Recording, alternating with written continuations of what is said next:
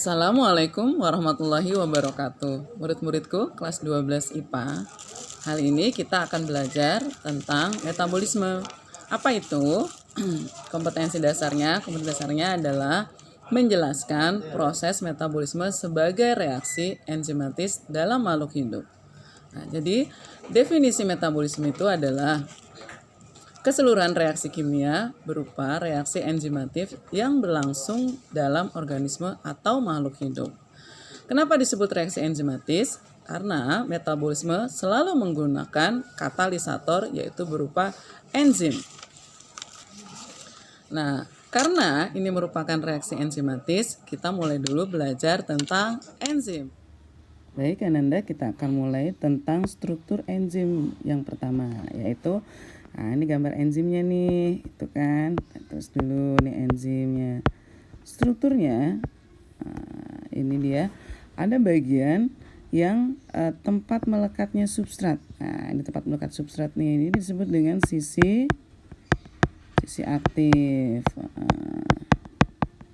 Jadi kalau ini substrat, ini dia substratnya. Nanti tempat substrat itu ada di tempat sisi aktif ini, gitu. Ini sisi aktif nih namanya, ya. Nanti substrat itu akan bergerak ke sana. Jadi nanti bagian yang ditempeli oleh substrat disebut dengan sisi aktif. Jadi kalau misalnya dia bergerak ke sana, gitu ya. Ini nanti akan diisi oleh substrat itu sendiri. Ini dia kelihatan nanti bahwa kerja enzim itu seperti key and lock. Pas di sisi aktifnya. Bentuk substratnya itu bentuk substrat sama dengan bentuk sisi aktifnya. Sedangkan bagian yang tidak ditempeli oleh substrat itu disebut dengan sisi alosterik. Nah, ini dia sisi alosterik. Gitu ya. Ini struktur enzimnya. Sedangkan komponen enzim itu dibagi dua, yaitu bagian yang mengandung protein disebut dengan apoenzim. Ya, ini disebut dengan apoenzim.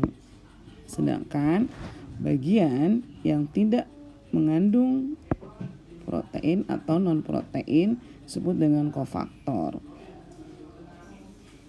Nah, kofaktor ini itu dibagi berdasarkan kandungannya. Nah, kalau kandungannya terdiri dari organik itu bisa berupa vitamin.